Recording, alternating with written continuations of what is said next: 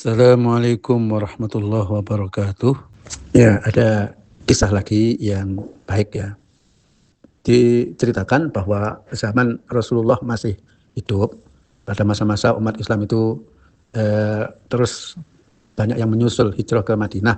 Rasulullah sudah di Madinah, tapi di belakangan masih ada beberapa orang yang berangkat di kemudian hari ya.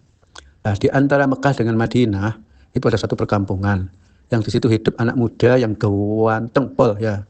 Terus anak itu terus berpakaian pakaian yang mewah-mewah, makannya mewah-mewah, minyak wanginya mewah-mewah.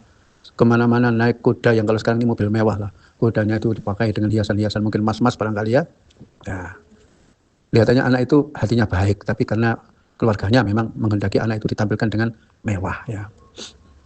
Terus ada sahabat-sahabat yang hijrah itu lewat situ. Terus sempat berhenti dan berkenalan dengan anak itu. Anak itu anak masih muda, masih umur 16 tahun. Terus diajak ngobrol-ngobrol, terus diceritakan bahwa mereka-mereka itu berangkat hijrah ke Madinah. Terus mereka juga menceritakan tentang Rasulullah. Jadi umat Islam dulu itu kemana-mana ya dakwah lah, ketemu orang didakwahi. Entah diomongi apa, sehingga anak muda itu betul-betul tertarik untuk masuk Islam. Ya, akhirnya masuk Islam, tapi dia tidak bilang kepada orang tuanya. Tapi orang tuanya bukan orang tuanya sendiri, pamannya ya. Ya, akhirnya dia itu menyembunyikan imannya. Setiap hari dia itu keluar mencari tempat yang sunyi, yang sepi, tidak ada orang tahu, dia sholat di situ. Itu berjalan sampai 3 tahun. Ya, setelah 3 tahun, ada lagi rombongan hijrah lewat situ, kemudian juga sempat ngobrol dengan anak itu. Nah, terus orang-orang itu bertanya, lah kamu setelah Islam sudah ketemu Rasulullah belum? Belum. Loh, aneh ya. Kita ini tidak lihat Rasulullah 3 hari saja, 2 hari saja nggak tahan kok ya. Kesanalah ke Madinah gitu ya. Akhirnya tidak bisa menahan, Pak ingin ke Madinah ya. Terus akhirnya dia bilang kepada pamannya itu yang membiayai dia itu, paman, saya berterus terang ya, saya sudah Islam mengikuti ajaran Muhammad, Nabi Muhammad ya, dan saya ingin sekali hijrah ke sana. Kata pamannya, bagus, kumpulkan pakaianmu, kumpulkan uangmu, kumpulkan apa dan seterusnya, semuanya bawa ke sana ya. Wah, itu kumpulkan semuanya, tapi ternyata setelah dikumpulkan dan mau berangkat pamannya, ini semuanya tidak boleh kamu bawa. Dan pakaian yang kamu pakai itu kamu lepas. Kamu tidak boleh bawa awak tok gitu ya.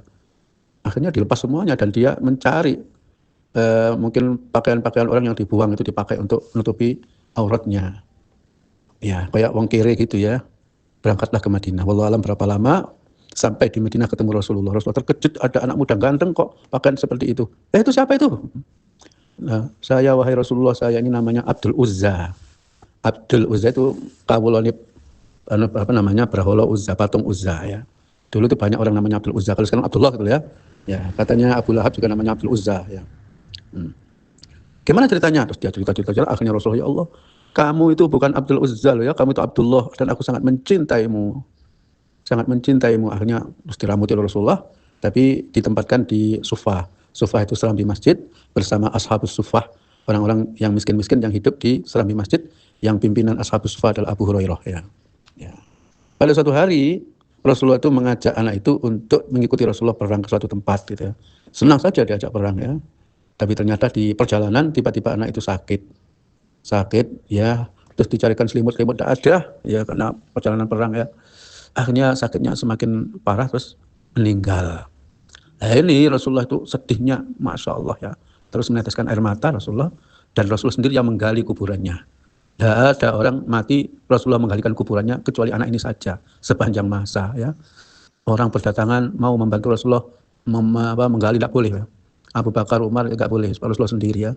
Terus setelah dimasukkan kubur, terus kafannya dibuka, di bagian wajahnya dicium-cium oleh Rasulullah, dan Rasulullah akhirnya setelah selesai mau nguruk gitu ya, ya Allah, sesungguhnya aku sangat-sangat mencintai anak ini, ya Allah, cintai anak ini, ya Allah, cintailah wahai Allah ya, ya cintailah ya Allah, kasihanilah, jadikanlah dia sebagai ahli surga ya. Begitu ya.